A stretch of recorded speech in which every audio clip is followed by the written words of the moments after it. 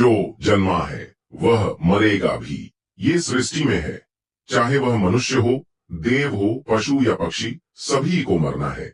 ग्रह और नक्षत्रों की भी आयु निर्धारित है और हमारे इस सूर्य की भी। यहाँ एक इंटरेस्टिंग बात मैं बता दे रहा हूँ। जान लीजिए कि ये जो पुनर्जन्म की धारणा है ना, पूरी दुनिया में सबसे ज्यादा भारत के धर्मों में ही पाई जाती है, जबकि पश्चिम के धर्म इस सिद्धांत को नहीं मानते हैं। वैसे जबरदस्ती मना भी नहीं सकते हैं। ये तो भगवान भी नहीं कहते कि तुम हमारी पूजा करो। इस स्वतंत्र दुनिया में बहुत से धर्म, संस्कार, संस्कृति और सोच विचार मिलेंगे। खैर, ये सब बात छोड़िए, चलिए हम अपने सवाल की तरफ चलते हैं। क्योंकि कभी कभी लंबे समयों के अंतराल में कुछ ऐसे हादसे आ जाते हैं टीवी और मोबाइल में कि पुनर्जन्म को लेकर दिमाग में कई सवाल दौड़ने लगते हैं। तो चलिए सवाल की ओर। सवाल यह है कि पुनर्जन्म कैसे मिलता है, कैसा होता है पुनर्जन्म, क्यों होता है, कितने देर में होता है। ऐसे ऐसे बहुत से सवाल होंगे आपके भी दिमाग में, जिनका जवाब आपको इस पुनर्जन्म के 10 रहस्य में मिल जाएंगे। नंबर 1, 30 सेकंड में अगला जन्म। उपनिषदों के अनुसार एक क्षण के कई भाग कर दीजिए, उससे भी कम समय में आत्मा एक शरीर को छोड़कर तुरंत दूसरे शरीर को धारण कर लेता है। यह सबसे कम समयावधि है। सबसे ज्यादा समयावधि है 30 सेकंड, परंतु पुराणों के अनुसार यह समय लंबा भी हो सकता है, 3 दिन, 13 दिन, सवा माह या सवा साल। वैसे ये समय सिर्फ उन आत्माओं के लिए है जो एक शरीर छोड़ने के बाद तुरंत दूसरा शरीर धारण कर लेती है। लेकिन इससे अलग एक बात जान लीजिए कि जो आत्मा नया शरीर धारण नहीं कर पाती है, वह मुक्ति हेतु धरती पर ही भटकती है। कुछ आत्माएं स्वर्गलोक चली जाती है, तो कुछ पितृलोक चली जाती है और कुछ अधोलोक में जाकर समय गुजारती है। नंबर 2, प्राणवायु से जुड़ा संबंध। सूक्ष्म शरीर को धारण किए हुए आत्मा का स्थूल शरीर के साथ बार बार संबंध टूटने और बनने को पुनर्जन्म कहते हैं। इसका उत्तर जन्म के उत्तर में ही छिपा हुआ है। दरअसल सूक्ष्म शरीर और स्थूल शरीर के बीच जो प्राणों का संबंध स्थापित है, उसका संबंध टूट जाना ही मृत्यु है और उसका जोड़ जाना ही पुनर्जन्म है। नंबर 3, मुक्त जरूरी। कर्म और पुनर्जन्म एक दूसरे से जुड़े हुए हैं। कर्मों के फल के भोग के लिए ही पुनर्जन्म होता है तथा पुनर्जन्म के कारण फिर नए कर्म संग्रहित होते हैं। इस प्रकार पुनर्जन्म के 2 उद्देश्य हैं। पहला यह कि मनुष्य अपने जन्मों के कर्मों के फल का भोग करता है, जिससे वह उनसे मुक्त हो जाता है। दूसरा यह कि इन भोगों से अनुभव प्राप्त करके नए जीवन में इनके सुधार का उपाय करता है, जिससे बार बार जन्म लेकर जीवात्मा विकास की ओर निरंतर बढ़ती जाती है तथा अंत में अपने संपूर्ण कर्मों द्वारा जीवन का क्षय करके मुक्तावस्था को प्राप्त होती है। नंबर 4, दूसरे जन्म की जाति। पुनर्जन्म के बाद मिलती है कौन सी योनि। वैसे जन्म को जाति भी कहा जाता है। ये सभी सोचते होंगे, जैसे उदाहरणार्थ वनस्पति जाति, पशु जाति, पक्षी जाति और मनुष्य जाति। कर्मों के अनुसार जीवात्मा जिस शरीर को प्राप्त होता है वह उसकी जाति कहलाती है। यदि अच्छे कर्म किए हैं तो कम से कम मनुष्य से नीचे की जाति नहीं मिलेगी। बुरे कर्म किए हैं तो कोई गारंटी नहीं। नंबर 5, पुनर्जन्म पर शोध। गीता प्रेस गोरखपुर ने भी अपनी एक किताब परलोक और पुनर्जन्म मांग में ऐसी कई घटनाओं का वर्णन किया है जिससे पुनर्जन्म होने की पुष्टि होती है। वेद मूर्ति तपोनिष्ठ पंडित श्री राम शर्मा आचार्य ने एक किताब लिखी है, पुनर्जन्म एक ध्रुव सत्य।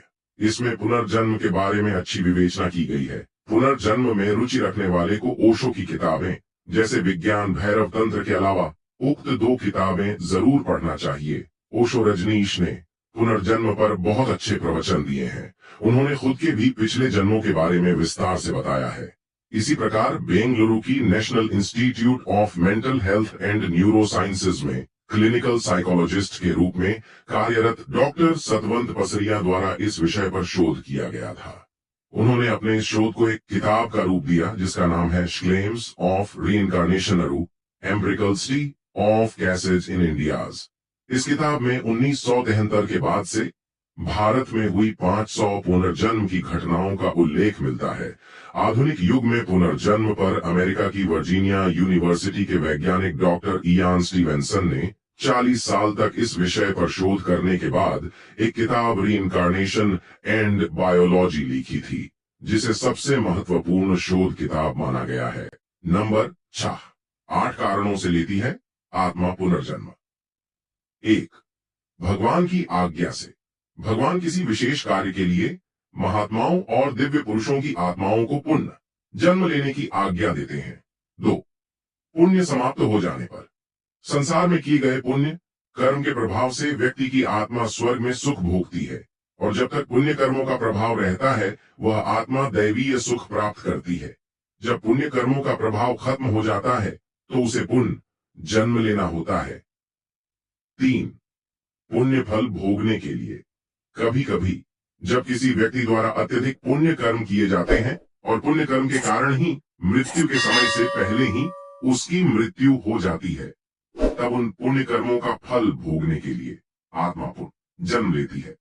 4, पाप का फल भोगने के लिए। जब कोई इंसान गलत पर गलत करते जाता है और उसका गलत ही जब उसे मृत्यु से पहले ही मृत्यु दिला देता है, तब उसका पुनर्जन्म उसके द्वारा किए गए पाप का फल भोगने के लिए होता है। 5, बदला लेने के लिए। आत्मा किसी से बदला लेने के लिए पुनर्जन्म लेती है। यदि किसी व्यक्ति को धोखे से, कपट से या अन्य किसी प्रकार की यातना देकर मार दिया जाता है तो वह आत्मा पुनर्जन्म अवश्य लेती है। 6, कर्ज चुकाने के लिए। वैसे सामने की पान वाले गुमटी में 1500 का कर्जा चुकाने नहीं, ऐसा कर्जा जिसका जीवन में महत्व होता है। 7, अकाल मृत्यु हो जाने पर। अकाल मृत्यु से तात्पर्य ऐसे मृत्यु से है जो मृत्यु से पहले किसी हादसे या दुर्घटना में हो गई हो। 8, अपूर्ण साधना को पूर्ण करने के लिए। अपूर्ण साधना को पूर्ण करने का मतलब जो इंसान किसी साधना में लगा हो और उस साधना के पूरा होने से पहले ही जब उस इंसान की मृत्यु हो जाती है तो उसकी आत्मा उस अपूर्ण साधना को पूर्ण करने के लिए जन्म लेती है। नंबर 7, इस तरीके से जाने आप अपना पिछला और अगला जन्म।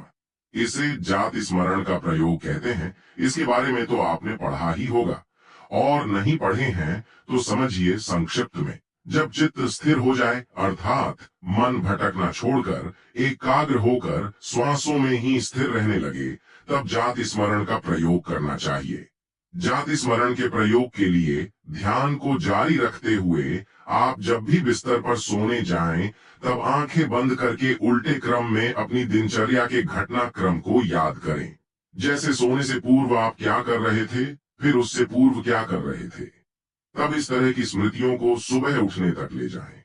दिनचर्या का क्रम सतत जारी रखते हुए मेमोरी रिवर्स को बढ़ाते जाए। ध्यान के साथ इस जाति स्मरण का अभ्यास जारी रखने से कुछ माह बाद जहां मेमोरी पावर बढ़ेगा, वहीं नए नए अनुभवों के साथ पिछले जन्म को जानने का द्वार भी खुलने लगेगा। वैसे जैन धर्म में जाति स्मरण के ज्ञान पर विस्तार से उल्लेख मिलता है। इसके अलावा योग में अष्ट सिद्धि के अलावा अन्य 40 प्रकार की सिद्धियों का वर्णन मिलता है। उनमें से ही एक है पूर्व जन्म ज्ञान सिद्धि योग। इस योग की साधना करने से व्यक्ति को अपने अगले पिछले सारे जन्मों का ज्ञान होने लगता है। यह साधना कठिन जरूर है, लेकिन योगाभ्यासी के लिए सरल है। सम्मोहन क्रिया से भी पिछला जन्म जाना जा सकता है। नंबर 8, मरने के बाद कौन कहां चला जाता है। यजुर्वेद में कहा गया है कि शरीर छोड़ने के पश्चात जिन्होंने तप ध्यान किया है वे ब्रह्मलोक चले जाते हैं, अर्थात ब्रह्मलीन हो जाते हैं।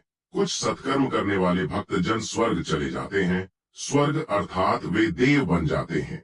राक्षसी कर्म करने वाले कुछ प्रेत योनि में अनंत काल तक भटकते रहते हैं, और कुछ पुण्य धरती पर जन्म ले लेते हैं। जन्म लेने वालों में जरूरी नहीं कि वे मनुष्य योनि में ही जन्म लें। गति कई प्रकार की होती है। प्रेत योनि में जाना एक दुर्गति है। नंबर 9, जन्म चक्र। पुराणों के अनुसार व्यक्ति की आत्मा प्रारंभ में अधोगति होकर पेड़ पौधे, कीट पतंगे, पशु पक्षी योनियों में विचरण कर ऊपर उठती जाती है, और अंत में वह मनुष्य वर्ग में प्रवेश करती है। मनुष्य अपने प्रयासों से देव या दैत्य वर्ग में स्थान प्राप्त कर सकता है। वहां से पतन होने के बाद वह फिर से मनुष्य वर्ग में गिर जाता है। यदि आपने अपने कर्मों से मनुष्य की चेतना के स्तर से खुद को नीचे गिरा लिया है, तो आप फिर से किसी पक्षी या पशु की योनि में चले जाएंगे। यह क्रम चलता रहता है, अर्थात व्यक्ति अपने कर्मों से ही नीचे गिरता है और अपने कर्मों से ही ऊपर उठता चला जाता है। नंबर 10, प्रारब्ध कर्म। यही कारण है कि व्यक्ति को उसके कर्मों के अनुसार जीवन मिलता है और वह अपने कर्मों का फल भोगता रहता है। यही कर्म फल का सिद्धांत है। प्रारब्ध का अर्थ ही है कि पूर्व जन्म अथवा पूर्व काल में किए हुए अच्छे और बुरे कर्म जिसका वर्तमान में फल भोगा जा रहा हो। विशेषतया इसके दो मुख्य भेद हैं कि संचित प्रारब्ध, जो पूर्व जन्मों के कर्मों के फलस्वरूप होता है, और क्रियमान प्रारब्ध, जो इस जन्म में किए हुए कर्मों के फल स्वरूप होता है। इसके अलावा अनिच्छा प्रारब्ध, परेच्छा प्रारब्ध और स्वेच्छा प्रारब्ध नाम के 3 गौण भेद भी हैं। प्रारब्ध कर्मों के परिणाम को ही कुछ लोग भाग्य और किस्मत का नाम दे देते हैं। उम्मीद है पुनर्जन्म के ये 10 रहस्य